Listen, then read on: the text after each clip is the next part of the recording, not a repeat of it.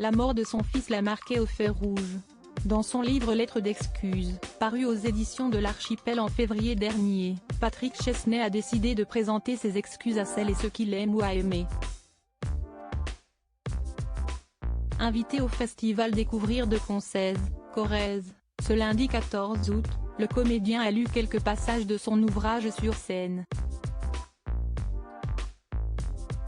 Il a notamment eu des mots bouleversants pour son fils Ferdinand, qui a perdu la vie à l'âge de 20 ans, dans un accident de voiture. « Je m'excuse de ne pas t'avoir protégé, je m'excuse de ne pas pouvoir t'admirer grandir. Je m'excuse de ne pas être témoin à ton mariage », a déclaré celui qui a eu une aventure avec une célèbre chanteuse, dans un extrait dont France Info s'est fait l'écho. Ce n'est pas la première fois que Patrick Chesney évoque ce drame qui a bouleversé sa vie. Pour rappel, son enfant est décédé le 13 octobre 2006, au cours d'un accident de voiture causé par l'alcool. En juin dernier, auprès de nos confrères télévision Grande Chaîne, l'intéressé était revenu sur les conséquences que cette perte a eues sur ses relations avec ses deux autres enfants. Perdre un fils de 20 ans, si est-il la catastrophe absolue? Je ne peux pas imaginer pire chagrin, a-t-il déclaré.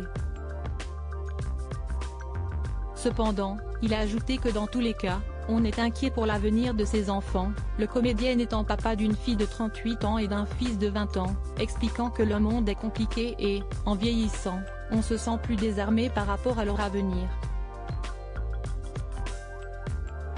Patrick Chesney inquiet pour sa santé à 76 ans. Patrick Chesney est un hypocondriaque qui s'assume. À 76 ans passés, l'acteur guette l'ennemi intérieur qu'ouest la maladie, avouant, dans les colonnes de gala en février dernier, être un angoissé. Il y a des matins miraculeux où tout va bien, mais d'autres où je suis de mauvaise humeur, a-t-il confié. Avec ces jours-là, le comédien dit ne pas toujours voir de perspective pour la suite. Si est-il compliqué de se projeter à partir d'un certain âge, a poursuivi l'acteur victime du Covid-19 en 2020.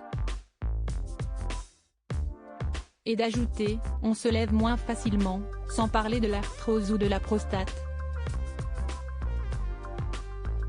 qui ne réussiront pas à le faire céder aux sirènes de la retraite.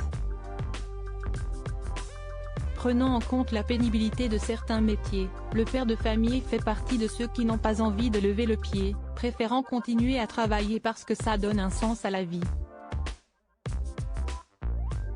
Crédit photo, Cédric Perrin.